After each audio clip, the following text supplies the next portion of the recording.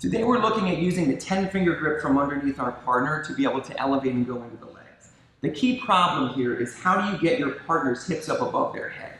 One of the best entries for this is when you're on your back, flattened out in the supine position, creating an angle right away, sitting up, and then going directly into your attack. So our partner is here, he's on the top, he's flattening us out. We saw in a previous video that we can use a frame up against our partner's upper body to make this distance, and then to shoot our hips out the far side, taking an underhook, propping ourselves up, and climbing our way into this good position.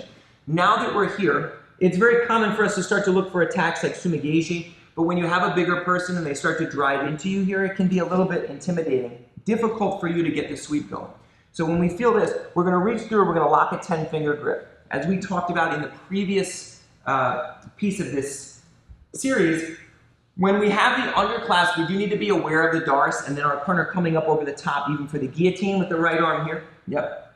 So we're not chilling out in this position for too long. And then we also want to make sure that our head is in the right place. If my head is kind of drifting around down here aimlessly, I'm looking at the floor, it's much easier for my partner to start to hit those submissions. When my head is up right here, it's a little bit more difficult. He's got to do some more work. So we want to be cautious with our right arm. We want to have our head in the proper position. We're going to reach and we're going to lock a 10-finger grip. In the past, we saw using a 5-finger grip to shuck our partner, using that elbow to bring our partner's head forward. 10-finger grip, a little bit different. Now we can use this grip to elevate our partner and bring them forward.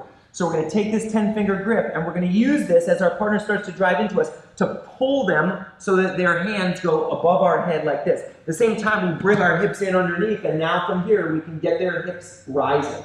You're going to switch your 10-finger grip here to a grip underneath your partner's armpits.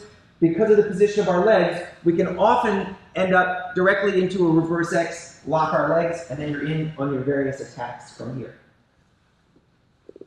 So from the opposite angle, our partner is here. He has us flat. We create a frame, and we hip out. We take an underclasp, and our foot goes to the outside.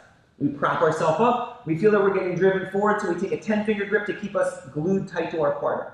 As he drives in, we pull and we bring our knees to our chest. That's going to bring our partner here. Now we're going to switch our hands, elevate, our legs go up, and you have your choice of entry. Here, I'm electing to come up into the inside position. Okay? If the partner began to spin here, come back up, around the corner, we may opt to go into a backside 50-50. If your partner's legs end up in a different configuration, you may choose to go into traditional X-guard. Or traditional ashi garami. Either one is good.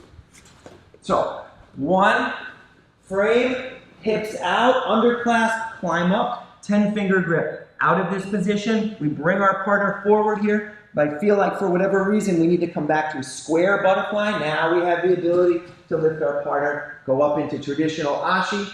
Here we have X guard, reverse X, elevate your partner, drop them down into good attacking position, and now we're ready to go. You've got all of the different attacks that you like to perform. So this version of an elevator uses a 10-finger grip. Okay, we're placing a butterfly hook on the inside to elevate. Then we're placing a foot on the outside to control our partner's knee and prevent them from moving around too much. Out of here, we're using this 10-finger grip to really lift, get our partner up and moving so that their weight isn't down too much. We saw in a previous video that if we're starting this process and he's really sinking his weight back here, this might be a time for us to switch to a shuck where we can take our partners back. Okay? The notes for that are below. You can go ahead and watch that as well. And hopefully this sequence was helpful for you to learn something out of it, and you can get a little bit more elevation and into those ashi garamis. Okay? Thanks for watching.